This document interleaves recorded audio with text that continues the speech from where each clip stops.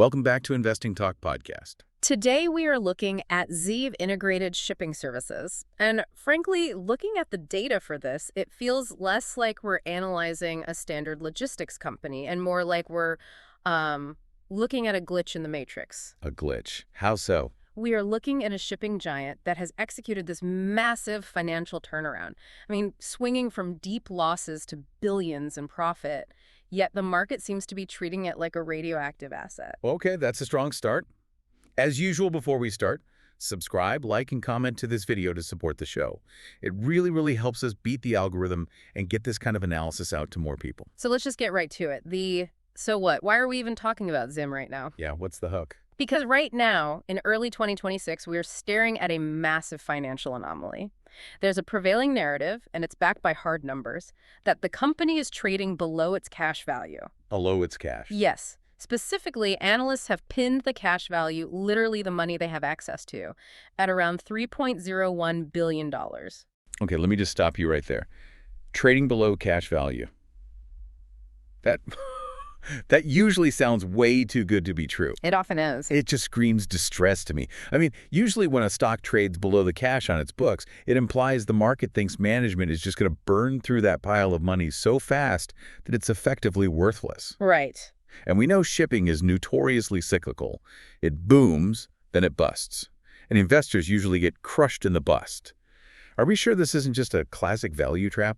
That is the exact multi-billion-dollar question we need to answer today. Is the market broken or is the company broken? Right. But before you write it off as a trap, you have to look at the sheer velocity of the financial swing. In 2023, ZIM posted a loss of nearly $2.7 billion. It was a bloodbath. I remember that. It was ugly. But fast forward to the 2024 full-year numbers, and they posted a positive net income of over $2.1 billion. Wait, say that again? That's a delta, a swing of almost $5 billion in bottom-line performance in just 12 months. That's whiplash-level volatility. Going from losing nearly $3 billion to making over $2 billion is, well, it's rare in any industry, let alone one as capital-intensive as shipping. It's massive. But the skeptic in me has to ask, is it sustainable? A turnaround based on cost-cutting is one thing. You can fire people, sell assets, look profitable for a quarter. Sure. But you can't shrink your way to that kind of sustained profit. How do they actually achieve this? You're right. You can't cost-cut your way to billions. This was a top-line explosion. Revenue rebounded to $8.4 billion, up from $5.1 billion the previous year. Okay, what's that in percentage terms? That is a 63.25% year-over-year increase. 63%. In ocean freight. Yep. Those are numbers we usually see in tech startups or biotech, not container ships. Yeah. What is the engine driving that? Is it just volume? It's a perfect storm, really. Two factors. First, recovering global trade demand. The volume of goods moving across the oceans just came roaring back after a lull. Okay, that makes sense. Second, and this is crucial, favorable freight rates. Shipping rates spiked due to various global constraints, and ZIM was positioned perfectly to capture that volume at a premium price. They had the capacity when the world needed it most. Okay, revenue is vanity, profit is sanity. So let's dig into the margins. I want to see if this revenue is just empty calories. Yeah. Sometimes companies buy revenue by lowering prices just to keep ships moving. The data suggests the opposite, actually. The efficiency metrics are staggering. Their EBIT margin, that's earnings before interest and taxes, basically their operating profit, is sitting at roughly 30.5%. 30% is very healthy. But the number that really jumps off the page to me is the net profit margin. It's currently at 53.35%. Hold on. 53% net margin? Yeah. That's unheard of in logistics. I mean, Apple doesn't even have 50% net margins. How does a shipping company keep 53 cents on every dollar of revenue? It comes down to operating leverage. In shipping, your fixed costs, fuel, crew, port fees, leasing the vessel, they're all high. But once you cover those costs, almost every extra dollar of revenue flows straight to the bottom line. So when rates go up and ships are full, margins just explode. And right now they're printing money. They are printing money. Their earnings per share, their EPS, hit $1.02 in the latest quarter alone. So yes, highly profitable. But let's go back to your opening hook. You said they were trading below cash. Let's open up that war chest. What does the balance sheet actually look like? Because if they have high margins but are drowning in debt, the cash value is meaningless. It's a fortress. Total assets are sitting at $11.4 billion, with total equity over $4 billion. Okay. But the metric that really matters for the value argument is the levered free cash flow. Right, and just to clarify for everyone listening, levered free cash flow is the cash the business generates after paying all its financial obligations, including interest. It's the money actually available to pay dividends, buy back stock, or reinvest. Exactly. And in 2024, that number reached $2.25 billion. $2.25 billion in free cash. Which gives them incredible optionality. They can pay down debt, they can acquire competitors, or they can return it to shareholders. And significantly, even after their financing outflows, so paying down loans and leases, they still increase their net cash position by over $390 million. So they're literally piling up cash faster than they can spend it. That's what the numbers say. I have to play skeptic again and check to that debt. Usually, when a shipping company expands this fast, they are loaded to the gills with leverage. If they have billions in cash but $10 billion in high-interest debt, the whole trading below cash argument just falls apart. You would expect high leverage at standard in this industry to finance ships with massive loans, but looking at the leverage ratios, I'm actually surprised. No, so? The net debt to EBITDA is only 0.62. 0.62. Yes? So for context, a ratio under 1 usually implies a pristine balance sheet. It means they could pay off their entire net debt burden with just, 7 months of current earnings? Pretty much. That is incredibly low for a capital-intensive business. It suggests they aren't overextended. Not at all. They aren't drowning in interest payments. If the market turns south, they aren't going to face some immediate liquidity crisis. So we have a company making money with a pile of cash, low debt, and growing revenue. But here is the problem. Shipping is a commodity.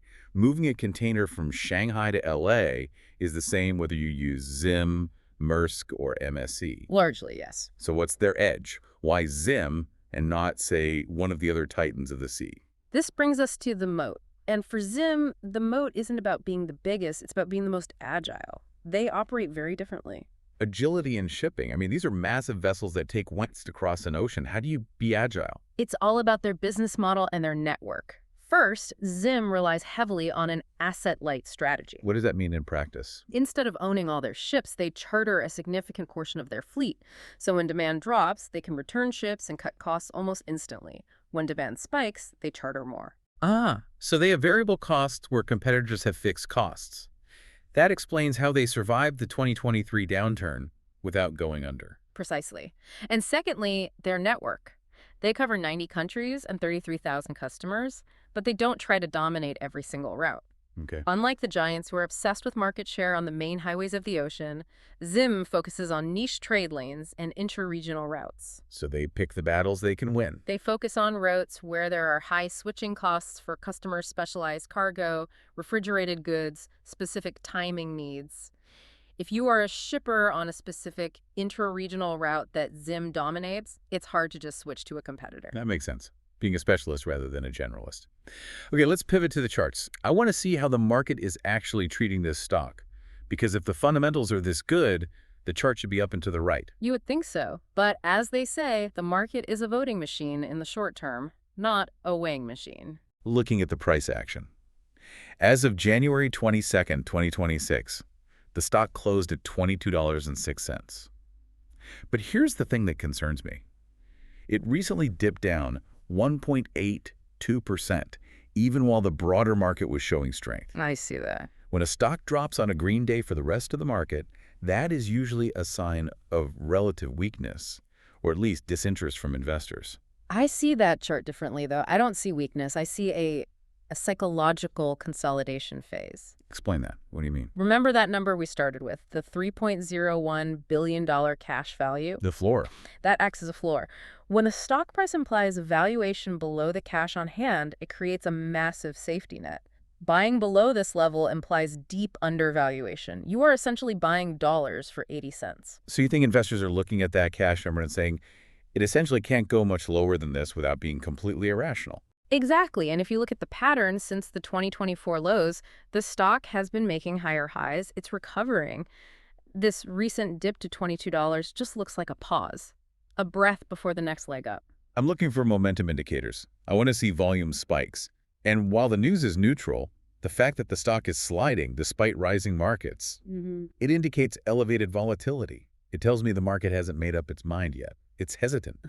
Or it suggests the stock is in an accumulation phase. Accumulation. That's the optimistic term for it. It is. This is when savvy investors, the smart money, quietly buy the dip before a breakout. They don't want to spike the price yet. They want to fill their bags. So they see the value and are buying quietly. They see the cash floor, they see the potential yield, and they are buying while the retail crowd is just looking at the daily red candle and getting scared. That is the bullish take. Yeah. But let's look at what the street is actually saying. I mean, sentiment drives price just as much as fundamentals. What's the mood out there? Well, if you look at the quantitative scores, the algorithms aren't impressed yet. Yeah, I see the quantitative sentiment score is currently neutral. It's a flat 0. The computers are looking at the price action and momentum and just saying, yeah. But you know as well as I do that algorithms struggle with narrative. They see volatility, they don't see the strategic pivot. And there's a very human narrative building here that the bots are missing. Okay, what's the story? I was reading a Seeking Alpha article from February 4th, 2026. They initiated a strong buy, and the catalyst isn't just the earnings, it's rumors. Rumors. I'm listening. Takeover rumors. There is active speculation about a buyout. The M&A angle. Mergers and acquisitions. That always spices things up. Well, think about it. You have a company trading below its cash value with a massive fleet, a profitable niche, and that asset-light model we just talked about. Yeah. It's a prime target for a larger player who wants to buy market share and instant cash flow. So it's cheap and it's strategic. Exactly. The article was even titled, Why the Buyout Matters Most. That is the key narrative driving the bull case here. That does change the calculus. If you're buying $1 for 80 cents, eventually someone with deeper pockets, like a private equity firm or a larger logistics rival, is going to notice. Right. But have we seen the big boys stepping in? Any institutional cluster buying? Big Form 4 filings? We haven't seen massive Form 4s detailing cluster buying just yet. That is the one piece of the puzzle that's still missing. That's a bit of a red flag for me. Usually, if a buyout is imminent, someone knows, and you see the volume spike before the news actually drops. True, but consider the share count. ZIM has a limited share count of about 220 million. That's not huge. It supports sustainable returns if accumulation really picks up. It wouldn't take a massive amount of buying to move this needle significantly. Okay, fair point. Low float stocks can move fast in both directions. Right. But let's initiate a reality check. We've painted a pretty rosy picture, cash rich, profitable, potential buyout target. Let's look at what could go wrong.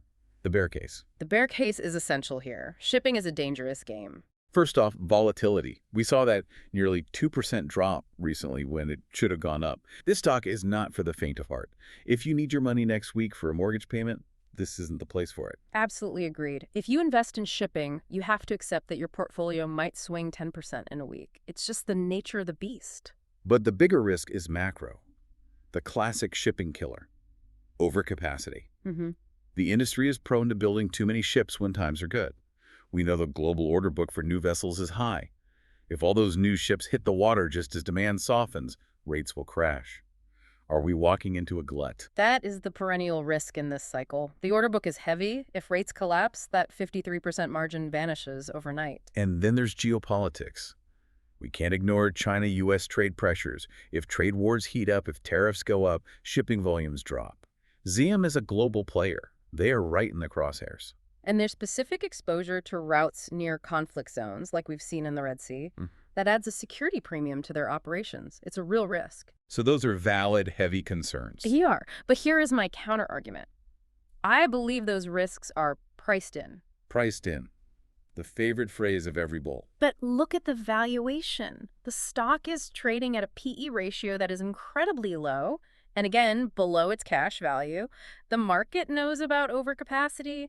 The market knows about trade wars. So that's why it's cheap. That is why the stock is cheap. If everything were perfect, it would be trading at $50, not $22. You're getting paid to take that risk. So you're saying the fear is already baked into the price. If the bad news actually happens, the stock stays flat because everyone expected it. But if the bad news doesn't happen, the stock rips higher. Yeah. Exactly. And remember the moat. ZIM's niche routes protect it better than the broader market from these macro headwinds. If trade between China and the U.S. slows down, that intra-regional trade ZIM specializes in might actually become even more vital. that's a fair, nuanced take.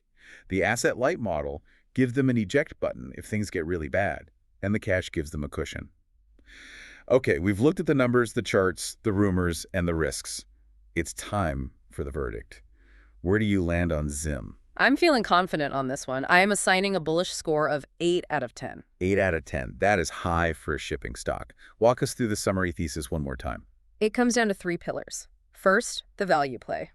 You rarely get a chance to buy a profitable company trading below its cash backing of $3.01 billion. It provides a distinct margin of safety. You're buying the business for free, basically. Essentially. Second, the growth and income play. 63% revenue growth and massive free cash flow generation of $2.25 billion. This is not a dying company, it's a cash machine. And the third pillar. The catalyst, the potential M&A target. Even if a buyout doesn't happen, the rumor alone can drive the multiple expansion. Plus, the continued global trade recovery provides a nice tailwind. So what's the play here for someone listening? Is this a buy and hold forever or a quick flip? I'd suggest a swing trade leading into the next earnings report, which we expect in mid-2026. That's the short game. You capture the momentum as the market wakes up to the cash position. But there's a long-term case, Sue. There's potential to hold multi-year if those merger rumors start to heat up. You want to be holding the ticket if the lottery is announced. I have to say, despite my skepticism about the shipping cycle, that balance sheet really wins me over. The risks are there. Shipping is wild, but they seem manageable given the fortress they've built. It's an asymmetric bet. Right. If things go wrong, they have the cash to weather the storm. If things go right, the upside is significant. Exactly. The downside is capped by the cash. The upside is open-ended. Yeah, that puts a bow on it. That's it for today's look at ZIM. Remember to subscribe, like, and comment to help us beat the algorithm. Thanks for listening, and we'll catch you in the next one. See you next time.